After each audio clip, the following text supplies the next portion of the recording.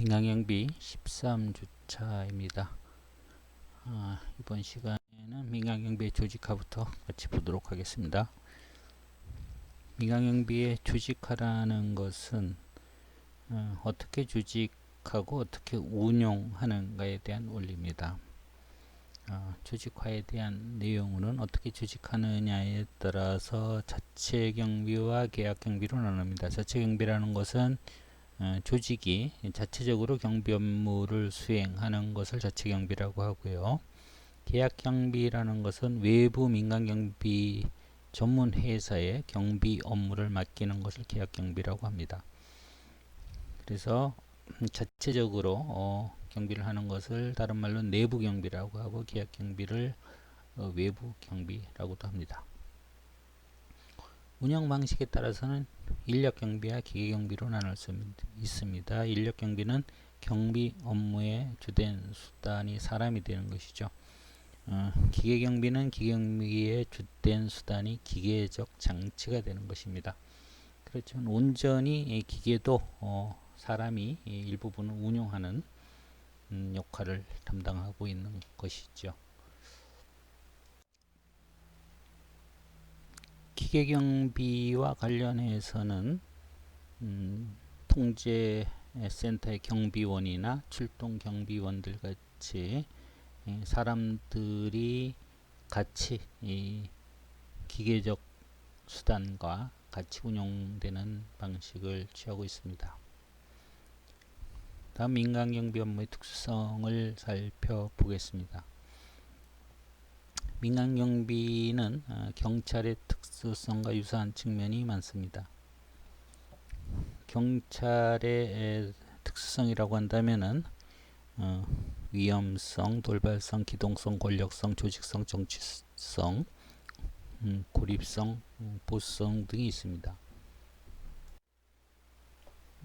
여기에서 정치성 이런 것들을 제외하면은 나머지는 민간경비의 업무에서도 유사한 특성들을 볼 수 있다는 것이죠. 예를 들면 범죄자를 대응하는 상황에서는 위험성과 돌발성이 나타난다는 겁니다. 위험성은 범죄자가 신체나 재산에 대한 위해를 가할 수 있다는 것이죠. 돌발성이라는 것은 예측하지 못한 상황이 나타난다는 것이고 범죄자의 공격도 이와 같은 특성을 가지고 있다는 것입니다. 그리고 기동성과 조직성도 민간경비의 특수성인데 경찰과 유사한 측면이 있다는 것입니다. 기동성은 신속하게 목표를 타격하고 철수한다는 의미죠. 조직성이라는 것은 두 사람 이상이 계획하에 공격을 수행하거나 방어를 한다는 것입니다. 다음 민간경비의 조직 구조를 보도록 하겠습니다. 독립적으로 경비 부서를 설치할 것인가, 그렇지 않으면 독립적이지 않은 경비 조직을 설치할 것인가에 대한 문제입니다. 먼저 독립적인 경비 부서를 설치한다는 것은 경비 업무의 전문성을 고려한 측면이라는 것이죠. 여기서도 경비부서 책임자가 회사 책임자의 지시에 따라서 경비 업무를 수행하게 됩니다.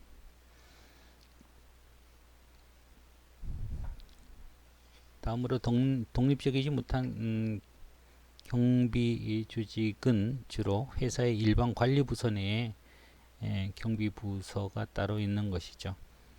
관리부서에서 시설관리도 하고 환경미화도 하면서 경비 업무를 하는 유형들이 독립적이지 못한 경비부서의 모습입니다. 다음입니다. 다음 장입니다. 민간경비 조직 운영 원리를 살펴보도록 하겠습니다. 민간경비의 조직 운영 원리도 경찰 및 군대와 유사한 조직의 운영 원리가 적용되고 있습니다. 먼저 계층제의 원리를 보겠습니다. 권한과 책임에 따라 직무 등급을 정하고 상하 간의 지휘 감독 관계가 형성되어 있는 것이 계층제의 원리입니다. 계층제는 지휘 명령과 의사 전달의 통로로서 역할을 하고 권한과 책임 한계의 수단이 될 수도 있고요. 내부 통제의 수단이 될 수도 있고 조직 내 분쟁 조절의 수단이 될 수도 있고 승진의 유인책이 될 수도 있습니다.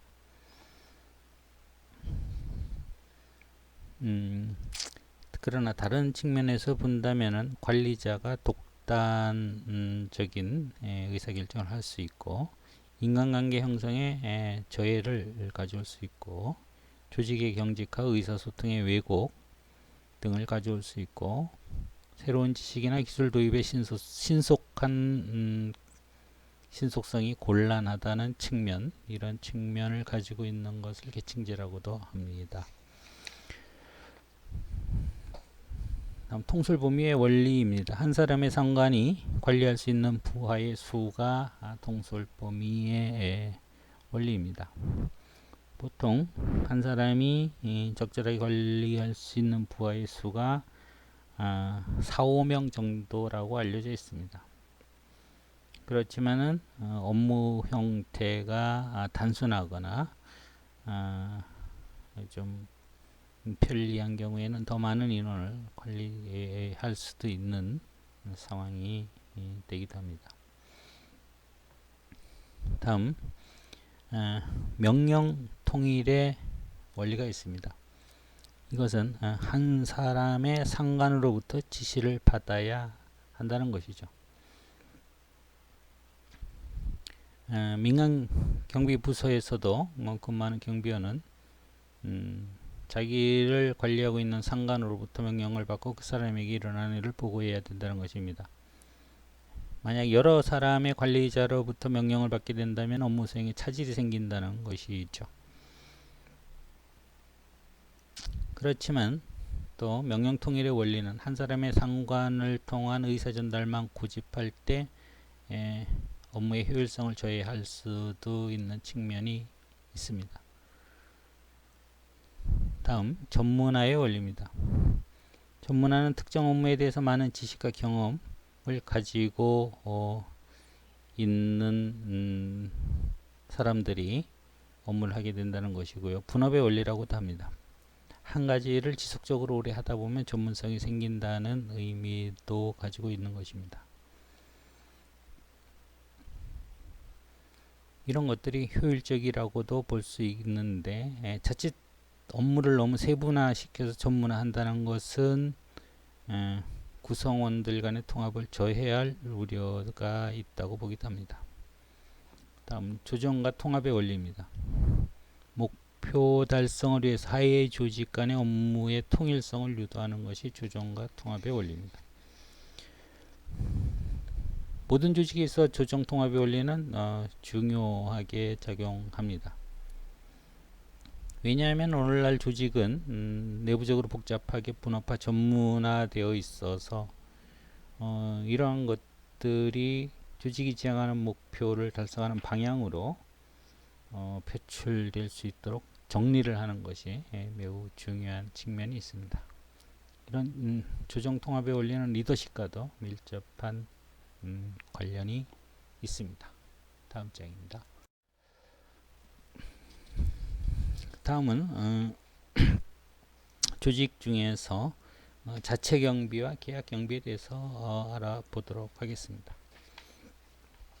자체 경비라는 것은 조직이 직접 경비 부서를 조직화하여서 경비 업무를 수행하는 것이죠.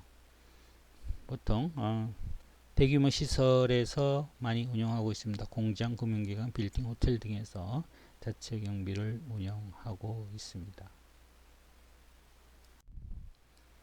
자체 경비의 장점과 단점에 대해서 살펴보도록 하겠습니다.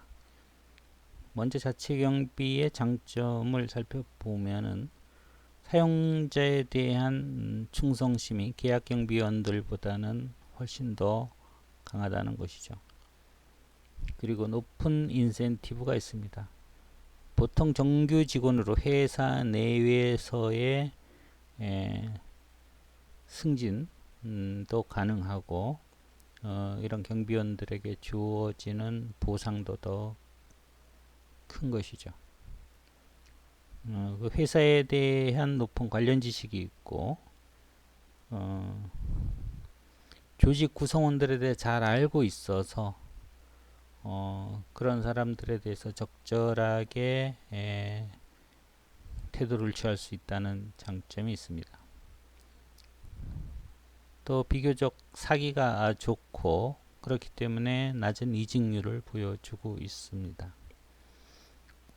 또 감독과 통제가 쉬운 측면이 있습니다. 회사 내에 소속된 직원이기 때문에 보다 감독과 통제가 용이하다는 것이죠. 또 이들은 회사의 긍정적인 이미지를 가지고 있는 경우가 많고 또 회사의 상징적인 이미지 역할을 하기도 합니다. 또 경비원을 선발할 때 회사의 공식적 선발 절차가 적용되어서 공정하게 이루어질 수도 있다는 것이죠. 어떤 경우에는 선발에 공정하지 않은 측면이 있을 수도 있습니다. 의사 전달이 용이한 측면이 있고요. 경찰 등 법 집행기관과의 우호적인 관계를 형성할 수가 있습니다.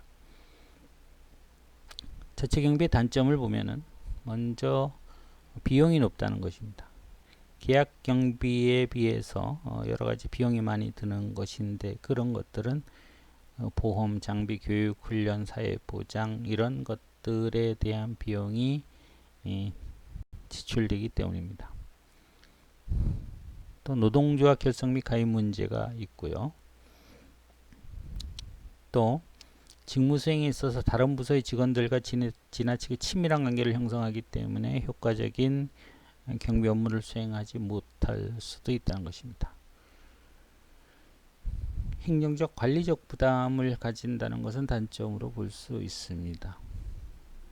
회사의 정규 직원이기 때문에 이들에 대한 관리가 부담이 될 수도 있다는 것이죠. 또 회사의 정규 직원인 경우에는 인사관리 차원에서 경직성을 보여줄 수 있습니다. 이런 사람들에 대해서 추가 인력의 배치라든가 인사이동 등의 어려움을 겪을 수가 있다는 것이죠. 다음 계약경비입니다. 계약경비라는 것은 외부 민간경비 업체와 기업을 통해서 경비 업무를 수행하는 것이 계약경비죠.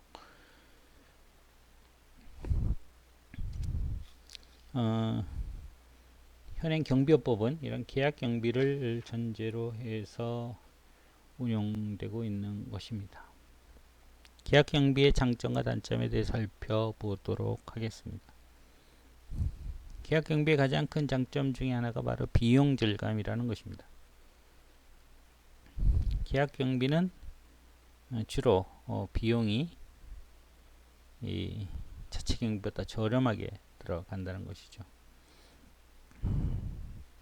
연구 결과에 따르면은 계약경비는 자체경비에 비해 비용 면에서 20%의 절감 효과가 있다는 연구 결과도 있습니다.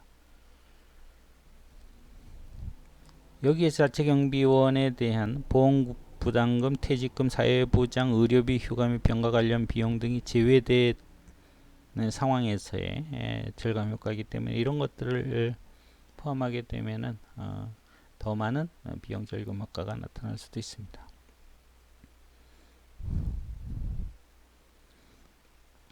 다음 선발이 더 용이할 수가 있습니다. 사용자는 특별한 선발 조치 없이 외부 경비업체의 계약을 통해서 필요한 인원을 선발할 수 있다는 것이죠. 또 융통성이 있다는 것도 장점입니다. 사용자 필요에 따라서 경비원의 수를 증감하는 것이 자체 경비보다 수월할 수 있습니다. 교육 훈련에서 전문성을 가질 수가 있다는 것이고요. 또 경비원은 사용자의 회사에 소속되어 있지 않기 때문에 특정하게 주관적인 업무를 하지 않고 있어서 보다 객관적인 태도로 경비 업무를 수행할 수도 있다는 것입니다. 또 자체 경비보다 높은 수준을 가지고 경비 업무를 수행할 수도 있다는 것이죠. 자체 경비원은 사용자 및 회사 내부의 개인적 친분 등이 선발되는 경우도 있는데 비해서 민간경비업체는 일정한 자격증을 가진 경비원들을 보유하고 있기 때문에 그런 측면에서는 보다 전문성이 있다고도 볼 수 있다는 겁니다. 관리 및 예산이 용이하다는 측면도 장점이 될 수 있고요.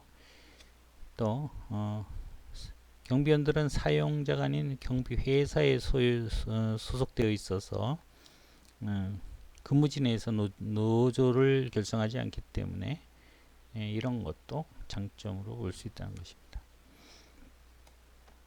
또 서비스의 서비스와 장비가 다양하게 보유되어 있을 수도 있다는 것이죠. 또 경찰 등 법 집행기관과의 관계가 오히려 더 원활할 수가 있다는 것도 장점으로 볼 수 있습니다. 다음 계약경비의 단점을 보면은 높은 이직률이 나타날 수 있다는 거죠. 그것은 경비 업무의 직업적인 안정성이 약하다는 것이죠. 이런 이직률 문제는 민간경비 전 분야에서 나타나는 문제 중에 하나입니다. 충성심과 사명감이 자체 경비보다는 낮을 수 있다는 것이고요. 경비원들이 낮은 보수를 받기 때문에 다른 직업을 동시에 갖는 경우가 있다는 것이고요. 이런 것들은 경비원의 과로와 부적절한 근무 행태를 나타낼 수도 있다는 것입니다. 부적절한 인사교체 문제도 단점으로 볼 수 있습니다. 일부 경비업체에서 처음에는 유능한 민간경비원을 파견하는데 나중에 추가적인 계약을 할 때는 수준 낮은 경비원들로 교체해서 파견하기도 한다는 것이죠. 선발 기준에 있어서의 문제가 부적절할 수가 있다는 것입니다. 자격증 있고 우수한 자원을 선발하면은 경비업체에서 비용이 많이 들기 때문에 전문성이 없는 인원들을 선발하는 경우도 나타날 수가 있다는 것이죠. 그리고 계약을 통한 경비원들이 어느 정도 책임성을 가지고 근무할 것인가에 대해서 파악하기가 어렵다는 것, 이런 것들은 바로 단점이라고 할 수 있습니다. 그리고 최근에는 자체 경비와 계약 경비의 결합된 형태가 운영되기도 한다는 것이죠.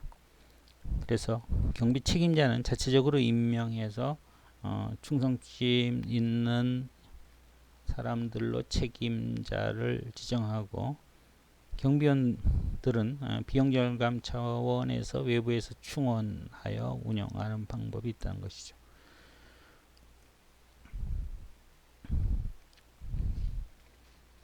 다음 장입니다.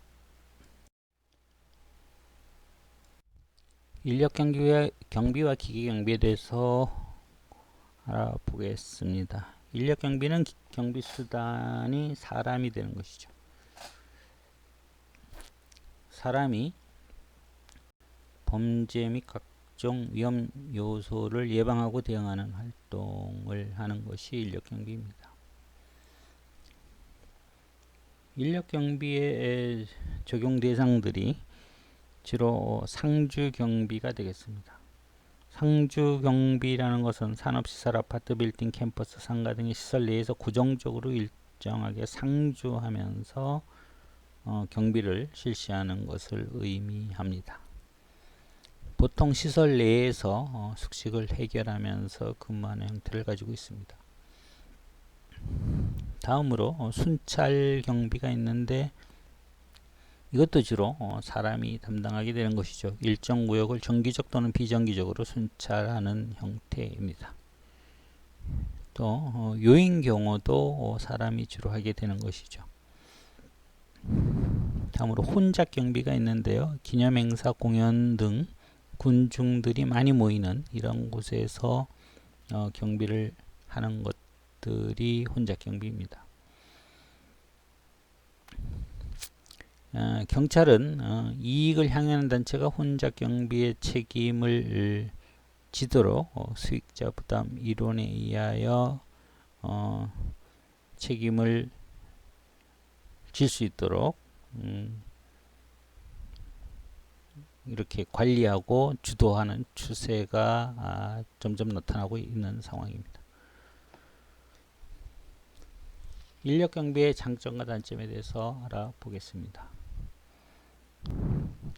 인력 경비의 장점으로는 경비 업무 수행 과정 중에 다른 업무를 수행할 수 있다는 것이죠. 범죄 예방 활동 과정에서 질서 유지, 안내 등의 업무를 할 수 있고 또 사건이 발생했을 때 신속하게 대처가 가능하다는 것입니다.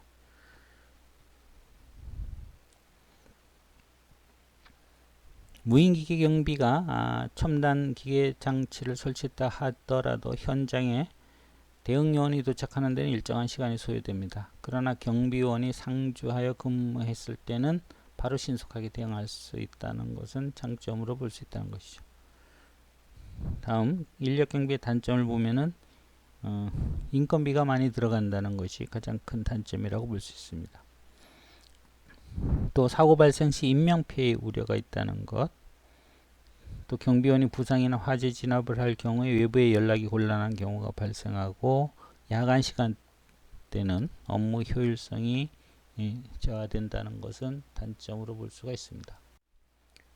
기계경비라는 것은 경비수단이 기계적 장치가 주가되는 경비인데요. 기계경비는 인력경비와 기계경비가 혼합된 형태로 운영되는 혼합기계경비가 있고 인력경비 없이 기계경비 자체만으로 운영되는 무인기계경비가 있습니다. 보통 인력경비와 기계경비가 혼합된 기계경비를 로컬 기계경비라고 표현하기도 합니다. 여기서 말하는 무인기계경비는 평상시의 경비 대상 지역의 경비활동이 주로 기계적 장치에 의해서 이루어진다는 것이죠. 기계경비의 장점과 단점에 대해서 살펴보도록 하겠습니다.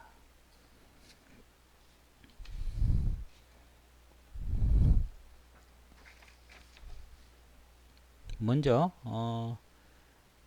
장점과 단점을 살펴보기 전에 기계경비와 관련된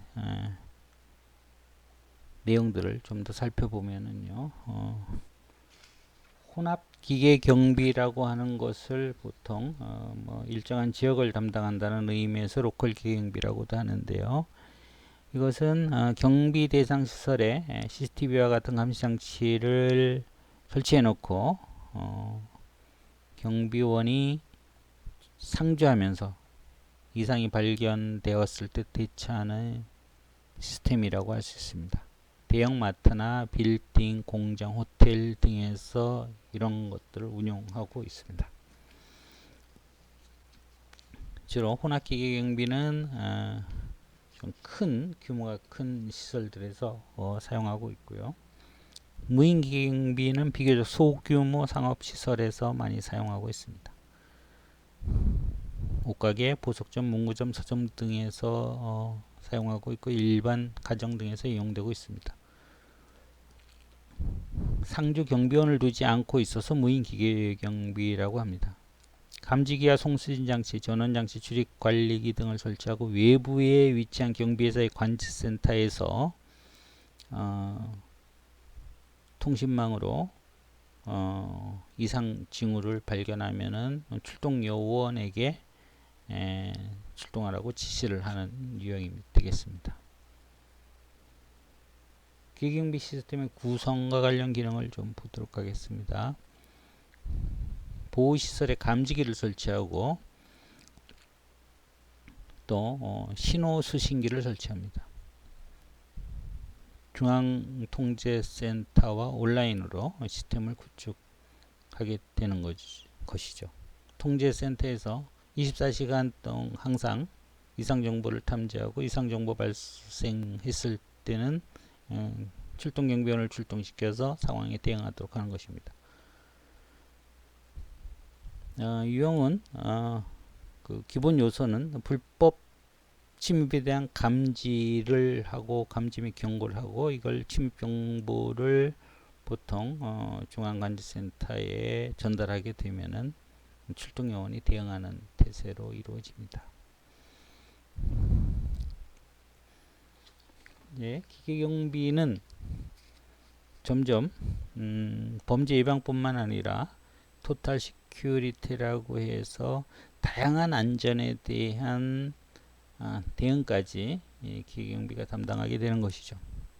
범죄 예방 및 대응을 하는 것은 당연하고 화재 감지, 가스 누출에 대한 감지 및 통보 서비스, 또 구급 통보 서비스, 홈 시큐리티 서비스 이런 것들을 기계경비가 할 수 있다는 것입니다. 홈 시큐리티 같은 경우는 집안에서 일어나는 가스 누출, 화재, 도난 여러 가지 비상사태가 감지되면은 바로 출동할 수 있도록 서비스를 제공하는 것입니다.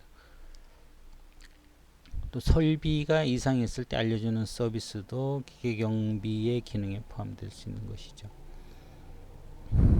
전기 보일러, 물탱크, 저수조의 만수 상태, 에어컨 등 각종 설비 이상 유무를 감지하여 고객에게 알려주는 것도 기계경비가 할 수 있는 부분입니다.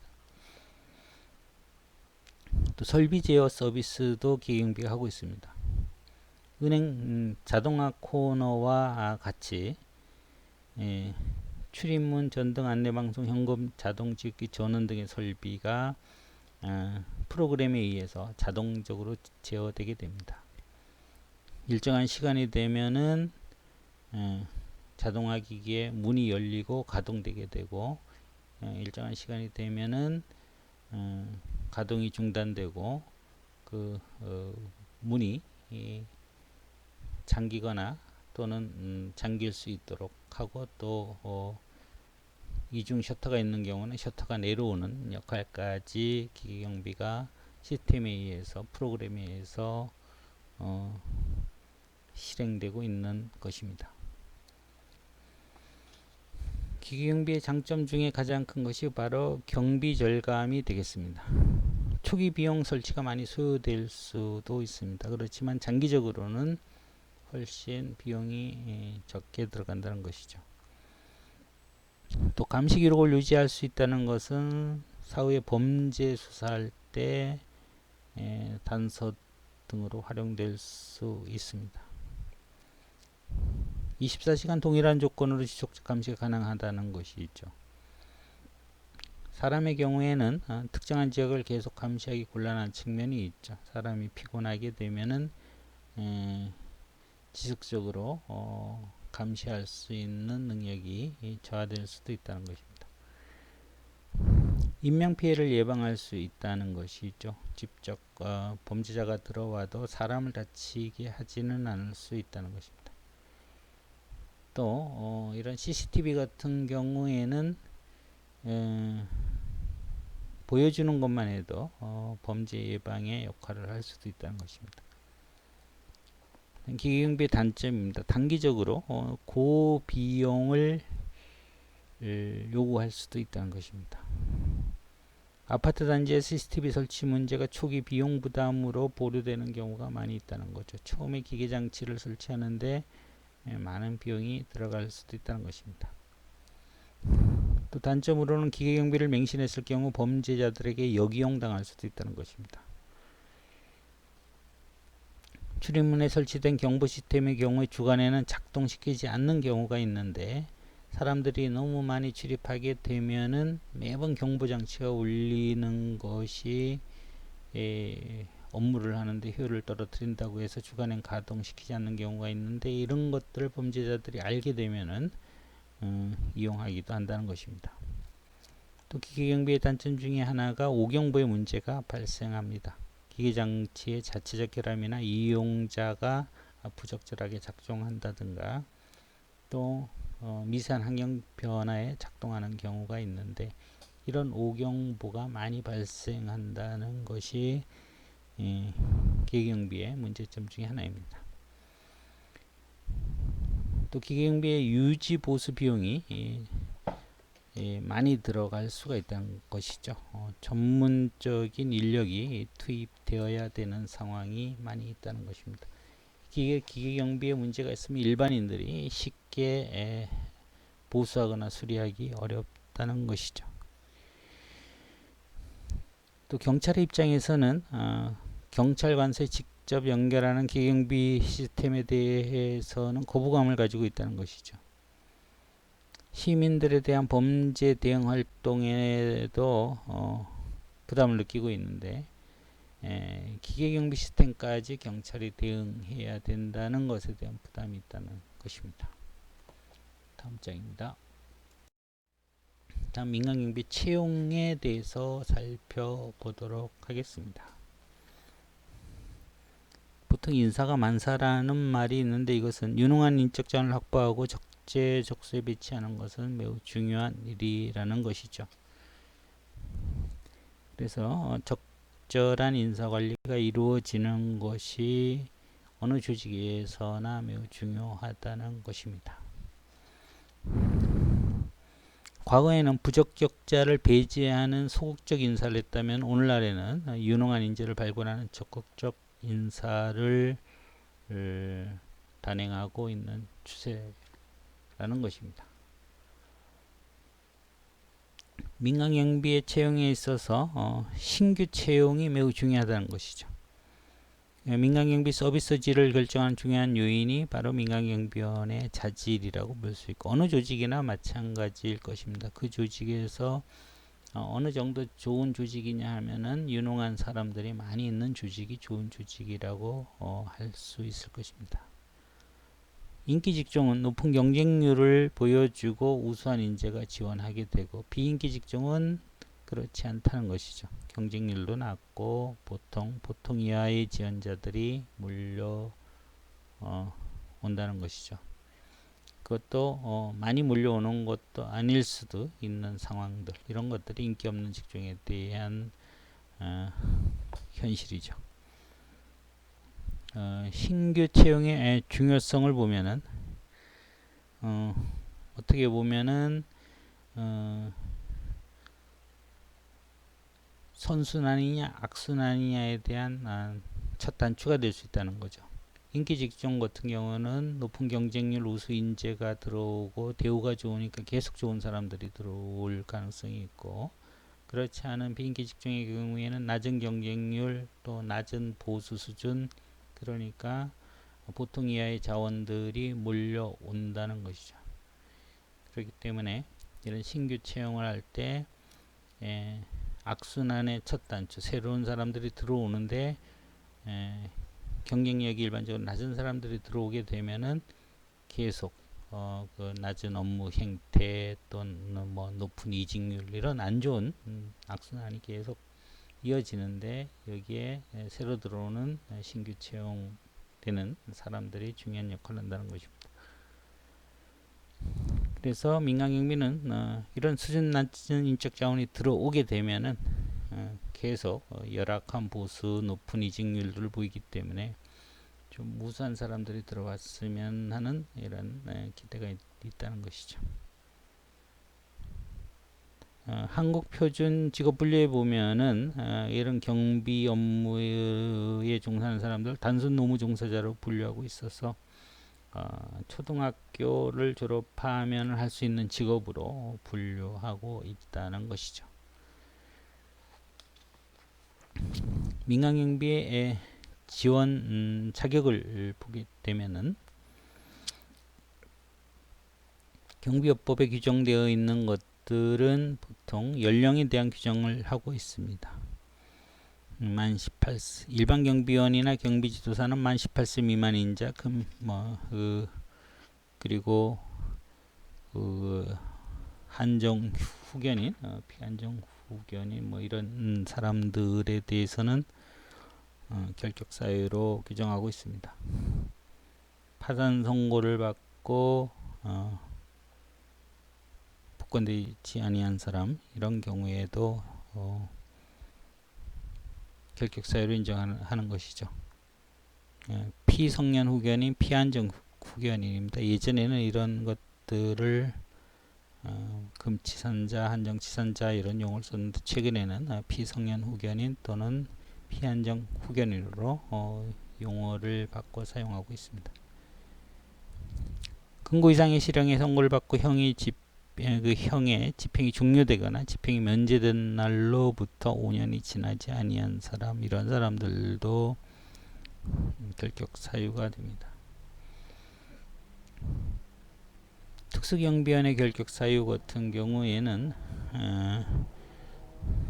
하한 연령은 18세 또는 60세 이상으로 상한 연령까지 정해놓고 있습니다.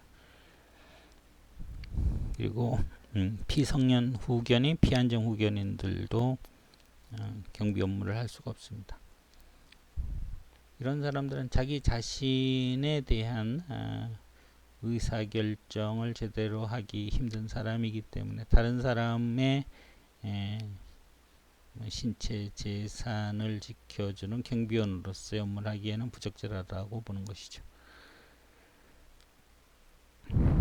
또 특수경비원 같은 경우는 그 특별한 신체 조건, 행정안전부령이 정하는 신체 조건에 미달되는 경우에도 결격 사유가 됩니다. 팔과 다리가 완전해야 되고 맺는 시력이 0.2 이상 각각, 그리고 규정 시력이 각각 0.8 이상 되어야지 되는 겁니다.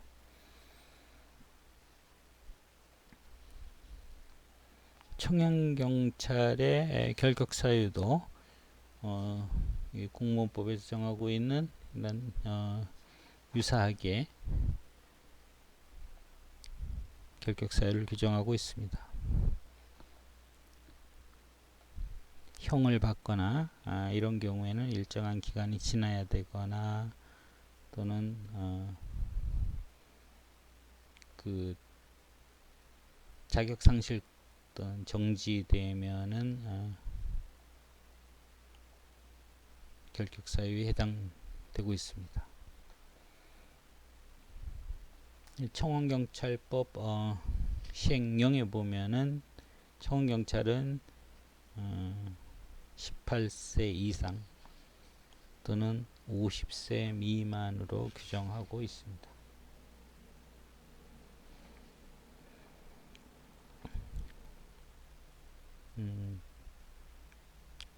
18세 이상인 사람, 그리고 남자의 경우에는 군복무를 마쳤거나 군복무가 면제된 사람으로 이렇게 한정하고 있습니다.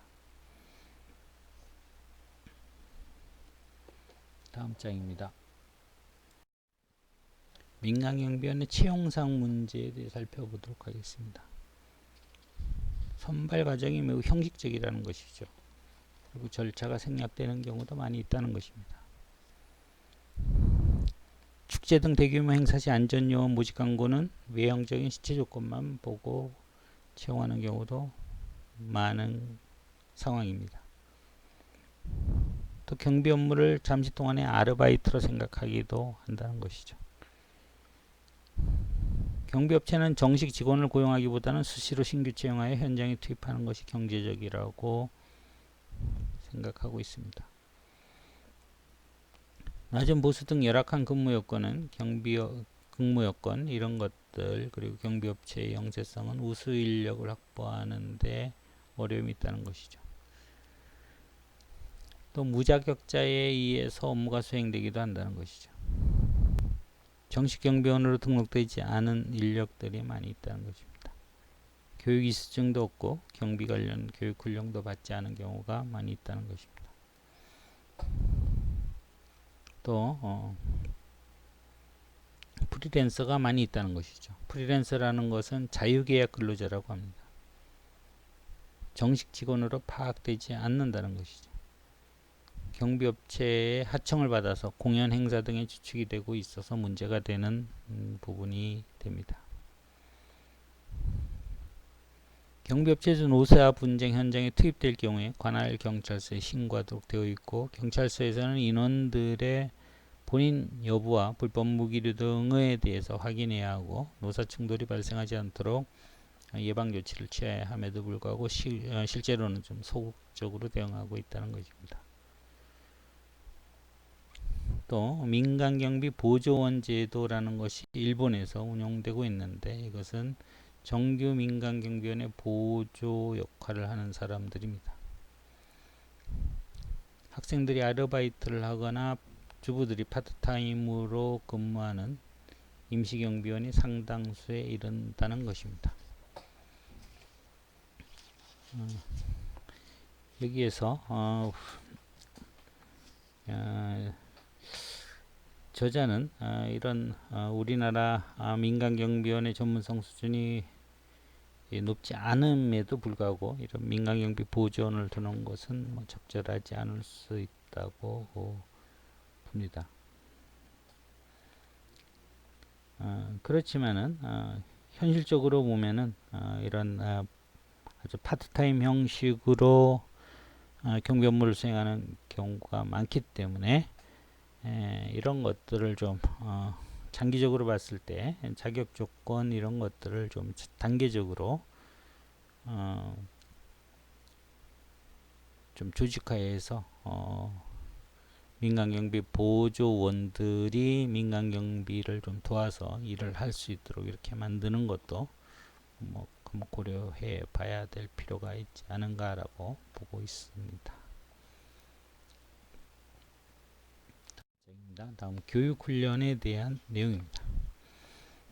교육훈련이라는 것은 종사자들의 직무수행에 필요한 지식과 기술을 습득하고 일반 능력을 개발하고 가치관의 발전적 변화를 촉진하는 계획적 활동이라고 하고 있습니다.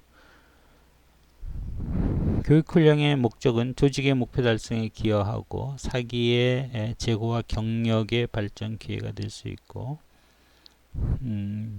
조직 통제 조정 문제를 감소시킬 수 있고, 경비원의 업무상의 실수와 낭비를 감소시킬 수 있다는 것이죠. 그리고 교육훈련은 악순환을 단절시키는 방편이 될 수도 있다고 합니다. 그리고 교육훈련의 실질적 개선 방법으로는 우수교원의 확보, 교과과정의 적정화, 전문교육시설의 확보, 또 대학교 단위의 민간경비학과 개설 등을 제시하고 있습니다. 참고로 보시면 될 것 같습니다. 다음 민간경비의 윤리 부분입니다.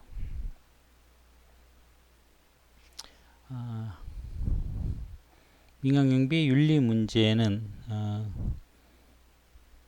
일본에서도 등장하였죠. 경비법이 제정되어서 민간경비가 건전한 방향으로 확립되지 못한 이유 중에 하나가 경비원의 비리 또는 불법한 경비 업무 이런 것들이 많이 발생했다는 것이죠. 그래서 경비에 대해서 법적 규제를 경비업에 규정을 했던 것이죠. 그리고 사례들을 보면은 경비원들이 불법행위 또는 범죄와 관련된 일들이 많이 있습니다. 그래서 이런 경비원들의 윤리 문제가 나타나게 되는 것이죠. 기본적 접근이라고 하는 것은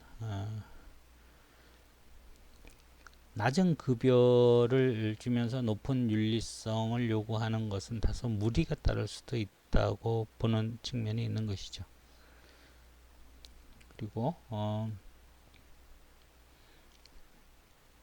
이 윤리에 대해서 거시적인 접근을 하는 것은 사회환경적 접근이고 미시적 접근을 하는 것은 개인의 초점을 두는 것인데 주로 경비원의 윤리 문제는 개인의 초점을 두는 방향으로 접근하고 있다는 것인데 이런 측면은 근본적인 해결책이 아닐 수도 있다는 것이죠. 그래서 민간경비의 윤리성 확립 방안이 있는데 민간경비에 대한 인식 전환과 전문화가 필요하다는 것이죠. 민간경비의 영리 목적이 너무 강조되면 질적 서비스가 저하될 우려가 있다는 것입니다. 그래서 경비원의 자질을 높이게 되면 또 비용이 상승할 여지가 있어서 윤리와 경제성과의 적절한 조화가 필요한 부분일 수도 있습니다. 그리고 경찰이 민간경비에 대해서 긍정적으로 볼 필요도 있고 시민들의 입장에서도 민간경비에 대한 인식 전환이 필요할 수도 있다는 것이죠. 민간경비원들을 평가절하하기보다는 사회적 역할의 중요성을 인정하는 것도 필요하다는 것이죠. 또 기업의 입장에서는 너무 그 경제성만을 고려해서 지나치게 낮은 임금으로 경비원들에게 업무를 수행하도록 해서는 안 된다는 것입니다. 기말고사 예상 문제는 자료에 올려놓았습니다. 6월 26일 금요일 날 1교시에 치르도록 하겠습니다. 지금 코로나 사태로 인해서 거리두기 이런 상황에 따라서 분반 등의 문제로 9시에 치러야 됩니다. 강의실은 지금 임의로 예정된 강의실입니다. 상황에 따라서 변경될 수도 있는데 추후에 다시 확인하기 바랍니다. 이제 10문제 정도를 선정해 놓았습니다. 좀 정리해서 확인하고 시험을 볼 수 있기를 바랍니다. 1990년대 전후 일본의 민간경비의 동향, 청원경찰과 민간경비의 이원화 문제, 민간경비 이론, 민간경비와 경찰의 관계구조,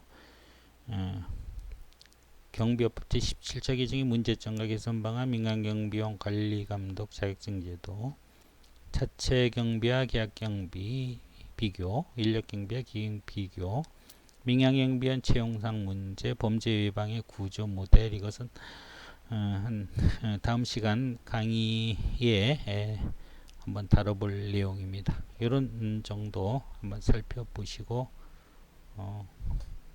기말고사 때 볼 수 있도록 하겠습니다. 이번 시간 여기까지 하도록 하겠습니다. 수고하셨습니다.